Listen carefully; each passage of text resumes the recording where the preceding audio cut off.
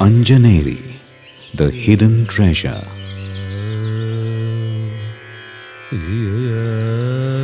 Plants, they are an essential resource for human well-being. India is highly blessed with a wide diversity of flora and fauna in the Western Ghats.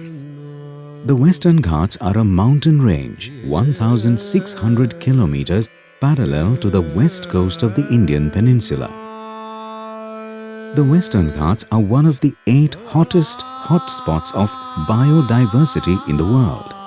They harbour huge diversity at the ecosystem, genetic and species levels. You know, these plateaus are distributed from Nashik district of Maharashtra to central Kerala. They are very unique habitats. They harbour lot of herbaceous flora and good proportion of it is endemics. Plateaus are one of the unique and important habitats in the Western Ghats. Flat, rocky mountains are called plateaus or outcrops. They are locally called Pathar, Sada or Katar. The purpose of documentary is to make permanent documentation of plant biodiversity and the complete ecosystem.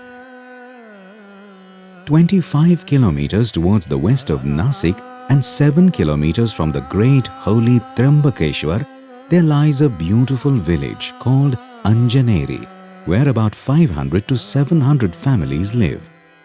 It is the place of ancient temples which belong to the Abhir dynasty of the 11th and 12th centuries.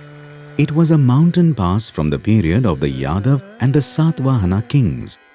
The Anjaneri Hill is a place of pilgrimage. It is believed to be the birthplace of Lord Hanuman and is named after Hanuman's mother, Anjani. The Anjaneri Hill is a cluster of 5 hills together known as the Tryambakeshwar Range of the Northern Western Ghats. It is a high-altitude basaltic rocky plateau in North Maharashtra that exhibits extraordinary richness of plant and animal species. The Anjaneri Hill covers an area of 569.36 hectares and it is indeed a miracle of nature. It is home for diverse plant species and there is great endemism and variety of insects, butterflies, reptiles and birds. The latest bird diversity records show more than 105 bird species in this area. Overall, the Anjaneri Hill exhibits a unique ecosystem and complex biodiversity. Anjaneri Hill exhibits great diversity of monsoon flora and very high endemism. We have reported more than 400 flowering plant species, out of which 125 are endemic. It's a type locality of 2 plant species, Ceropegia anjanerica and Dicliptera lionotis. Such a great diversity of plant species and endemism indicate biological health of the plateau and existence of unique ecosystem. The Anjaneri Plateau shows 3 elevations. All these levels exhibit species, ecosystem and genetic diversity. The geography and geology of the hill are very specific. The Anjaneri Plateau experiences extreme weather conditions.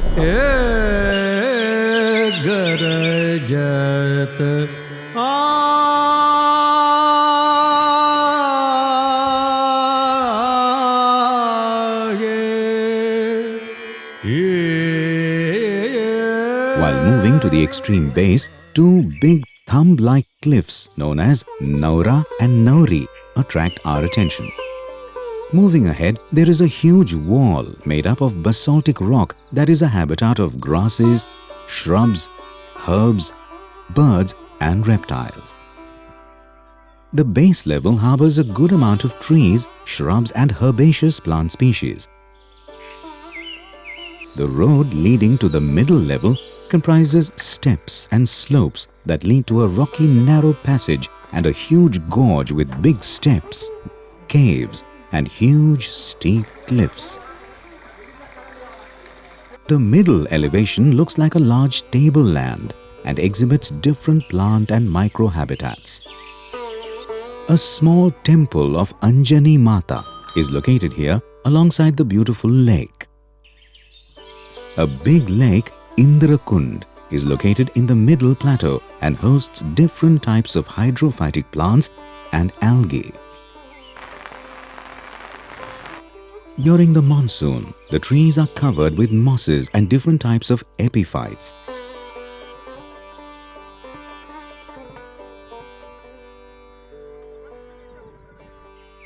An ashram is located beside the lake. The lake and the ashram are surrounded by different species of trees, shrubs and herbs.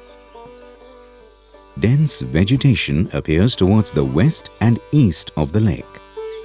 It is a home for a variety of mammals, reptiles, birds and plant species. There are steps leading to the upper elevation. A variety of flowering plant species and abundant karvi vegetation are found on both the sides. After the steps and steep slope, it is the area of the uppermost elevation, which is around 5.7 square kilometers. The large population of karvi, karkuma and pinda and a large number of endemic plant species occurs here due to the existence of numerous habitats and microhabitats. The ancient temples of Anjani Mata and Bal Hanuman are located here. The uppermost level of Anjaneri gives a picturesque view.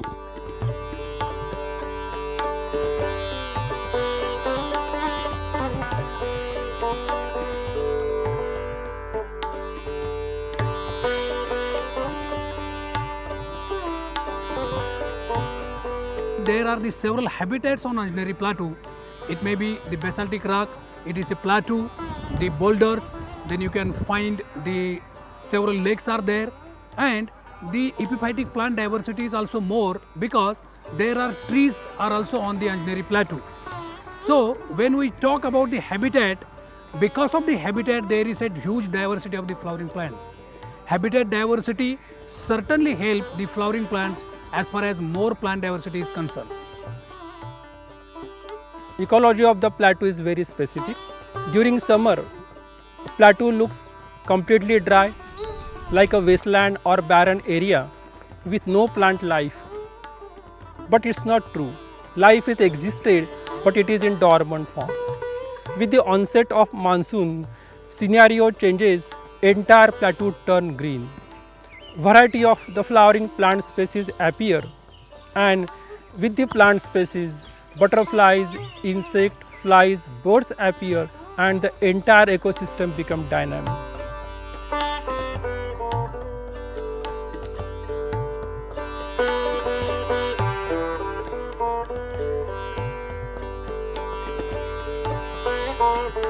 During summer, the trees start blooming. The plant species that appear on the Anjaneri Hill carry medicinal as well as aromatic value due to the presence of various bioactive compounds.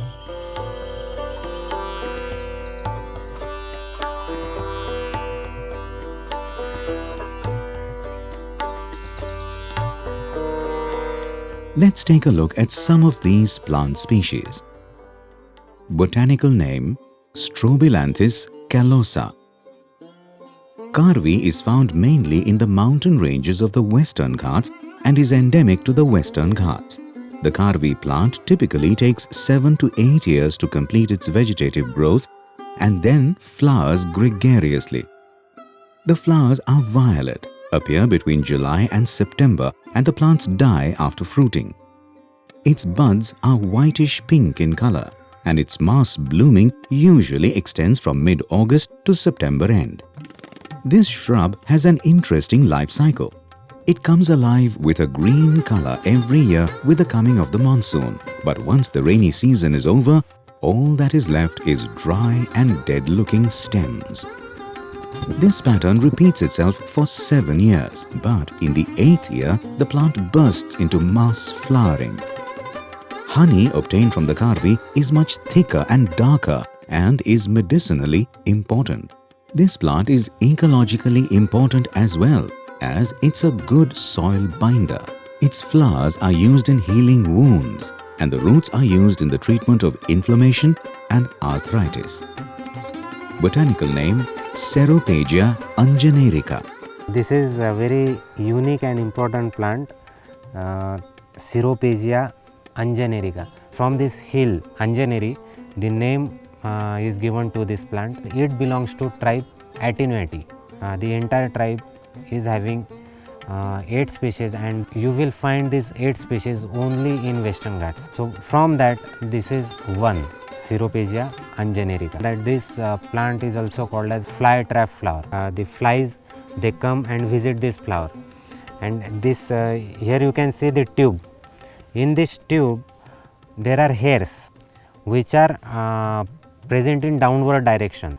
So once the fly enter in the flower, because of those downwardly directed hairs, the fly cannot escape. It will carry out the pollination, and once the after spending some time in the flower, this or 12 hours or next day, you will see the position of the flower will be downward direction, because and once it is bent downward, the fly will escape from the flower and it will again visit the next flower. So like that it goes on and the pollination occurs.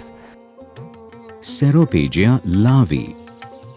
Different species of Ceropegia other than Ceropegia anjanerica are found in the middle and upper elevations. Ceropegia lavi is a tuberous herb with very large fresh green leaves. Locally it is called karpudi. The white flowers have a typical lantern-shaped corolla, and because of its specific shape, it is called the Hanuman Gada flower.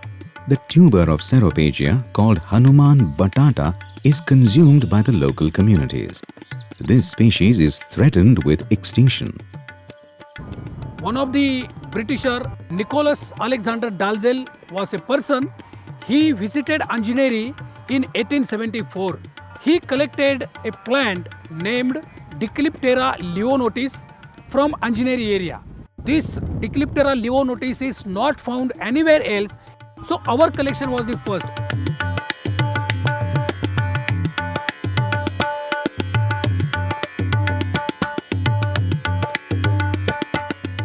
Pinda concanensis. It is endemic to the Western Ghats and flowers during July to September. This plant is a tuberous herb. It remains dormant during dry conditions and has a strong smell. Its population is decreasing specifically from the middle plateau as a large amount of seeds were collected and sold in the nearby market. These seeds are medicinally important as they contain essential oils and aromatic compounds. They are used as spices by the local communities, and the tuberous roots are eaten raw by the locals. Heracleum grandi. The leaves and fruits of this plant are consumed by the local community. The fruit is used in curries as a flavoring agent, and the seed powder and root decoction are used to cure stomach pain. It flowers in July and August. Harbaneria. This is a ground orchid that appears immediately after the first shower. 5 to 6 species of Harbanerias are found on the Anjaneri plateau at different elevations.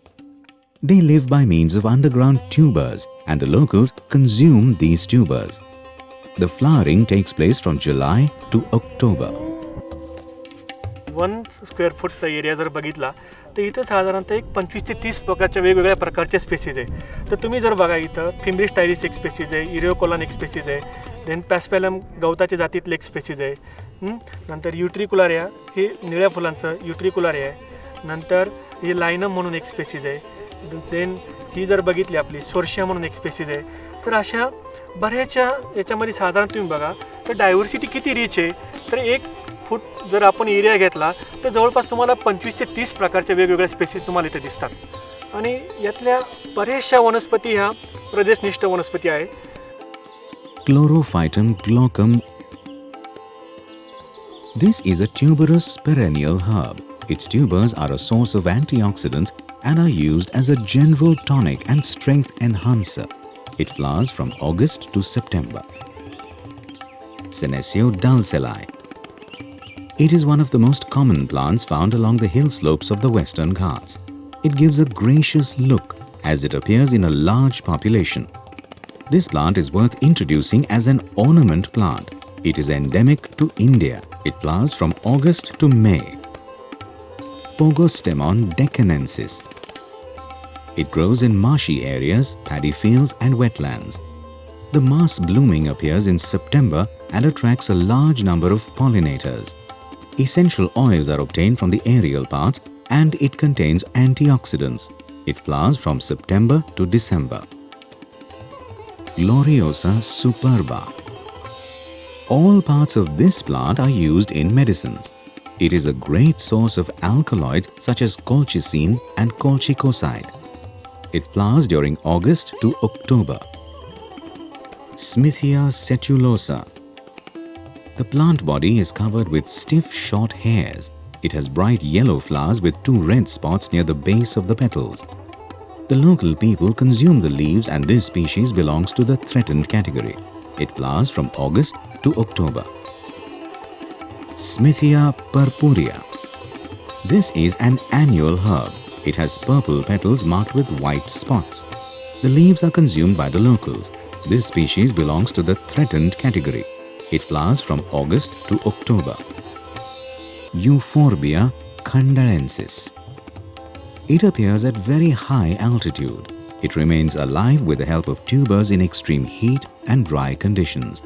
This plant is rare and endemic to Maharashtra. It flowers from March to May. Dreamia polyantha. This plant appears at high altitude in summer. It has a large tunicated bulb as a perennating organ. The flowers open during the daytime between 6 a.m. and 2 p.m. It is endemic to the Northern Western Ghats and its bulbs are a source of glycosides. It flowers during March to May. Pancratium nairi. This plant looks like a seasonal herb, but it is a perennial herb bearing fleshy bulbs with fragrant white flowers. This plant remains alive with the help of tubers in extreme conditions. It flowers during March and April. Sonerilla scapigera. It's a small perennial tuberous herb. It appears on slopes at moist places at higher elevations. It flowers in July and August. There are few peculiarities of vegetation of this rock outcrops. One being it's a nutrient poor habitat. Other thing, it has to face very challenging environments like extreme environments like desiccation in the month of winter and summer and inundation in the month of monsoon. So species growing here have adapted in such a way that they can tolerate this environment. So one such adaptation is geophytism. So what I mean by geophytism is many plant species have subterranean underground storage organ in the form of tuber or in the form of corm or bulb and which stores food, and that particular food which is stored in the underground part is utilized in the next month for flowering. So they have an added advantage when the next monsoon arrives, as they already have a stored food, they can easily sprout and flower. Another adaptation is insectivory. So as I said, it's a nutrient poor habitat. So many species which grow here, majoritarily belonging to Utricularia and Drosera, have adopted a way of insectivory. So they kill small insects or small organisms and derive their nutrients from these organisms. Drosera indica. This is an insectivorous plant, that is, it captures and digests insects. Its leaves are very specific, alternate, narrow and linear with many gland-tipped tentacles. The tentacles are extremely sensitive and will bend into contact with insects. This plant is a source of a compound plumbagin used for curing asthma. It flowers during July and August. Utricularia pretrita. This plant is insectivorous. It captures and digests very small organisms with the help of a bladder-like trap. It is used by the locals to treat kidney stones and urinary tract infections. Smithia bigamina. The yellow flowers are crowded towards the tips and jointed pods. This species belongs to the threatened category. It flowers from August to January. Cyanotis fasciculata. Its leaves are succulent. Tubers of this plant are consumed as food and also to treat inflammation and skin diseases. This plant is endemic to the Western Ghats. Polygala persicarifolia. This plant appears in association with karvi and curcuma. The shape of its flower is very specific and the roots have a jhandu balm-like odor. It flowers during August to October. Trachispermum roxburghianum. Its fruit is a reputed drug in Indian medicine and is used as a carminative and stimulant. It flowers from August to November. Eriocolon. Its flowers contain a good amount of nectar and many small insects are seen visiting them during the flowering season. It is used to treat swollen and painful eyes. Murdania. Its root paste with goat milk is prescribed orally to cure asthma. It flowers from June to September. Curcuma nilgarensis. The entire upper elevation, 1,300 meters above sea level, is covered with a huge population of curcuma. The peak flowering happens at the time of the Ganesh festival, around September. A large number of flowers are sold during the festival time in Nashik and Thane and the Dombivli market. The underground roots or rhizomes are used against cough and abdominal disorders and also as an anti-allergic. Impatiens dalselli. It appears 900 to 1,200 meters above sea level. This plant indicates height. It is endemic to the Western Ghats and it flowers during August to October. Commelina species. The leaves are succulent to maintain the water content and to withstand extreme temperature and dry conditions. Crotalaria. This plant's juice is useful for the treatment of eczema, swellings, wounds and cuts in traditional medicine. Parasophobia delphinifolia. Its juice is reported to have healing properties for sores caused by moisture. It flowers from July to January. Anisomelis hainiana. This is a medicinal plant with antioxidant and antimicrobial properties. Abunchelon persicum. Its stem yields a long and silky fiber which is used to make rope. It flowers from November to January. Scythocline lutea. This plant species is found only on basaltic outcrops at higher altitude in the Western Ghats in Nashik and Pune districts. This plant is spread over large areas and mass blooming appears in September, imparting a golden yellow color to the entire landscape. This plant is endemic to Maharashtra and belongs to the threatened category. Grasses. Grasses are a very important group of plants not only for human beings but also for animals. After the flowering plant species, grasses usually dominate the plateau. They bind the soil and prevent the loss of topsoil and conserve the moisture. Grasses play an important role in man's economic activity and in the composition of natural plant communities. Basaltic rock harbors some specific grasses such as Arundinella nepalensis, Dicanthus glabrum and Dicanthus tuberculatum. It has a woody culm and deeply penetrating woody roots to withstand the force of water in the rainy season.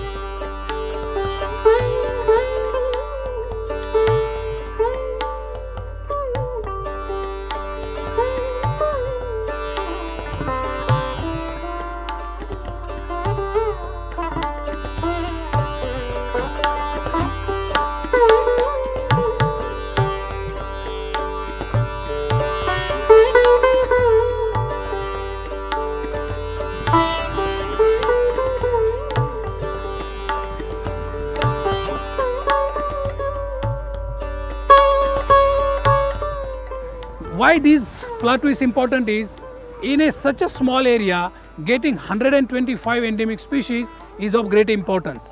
If this plateau in near future, if there are major encroachments or such things happens like disturbance by the human species, these endemic species, they doesn't occur anywhere else other than this Northern Western Ghats, so especially Ceropegia anjanerica and other Apocynaceae members. If we disturb such habitat, it is of great loss to our biodiversity. The ecosystem in Anjaneri is natural, sensitive and complex because of its unique environment, species and genetic diversity. The Anjaneri Hill is now a reserved forest area and in 2009 has been given the status of Medicinal Plant Conservation Area (MPCA) and Reserve Conservation Forest in 2017. Despite the reserve status, the biodiversity of Anjaneri is under threat because of increasing human activities, encroachment and development policies. All this will cause the destruction of a unique ecosystem, making the Anjaneri Hill a hotspot. The Anjaneri Hill is not just a rocky outcrop, but it is also a wondrous natural phenomenon with deep meaning and eternal beauty. It is a monumental display of the strength of rock and the power of rain, and amidst all this adversity, the persistence of precious life. Systematic and collective efforts are needed to save this great heritage. The Anjaneri Hill needs us just as much as we need the Anjaneri Hill.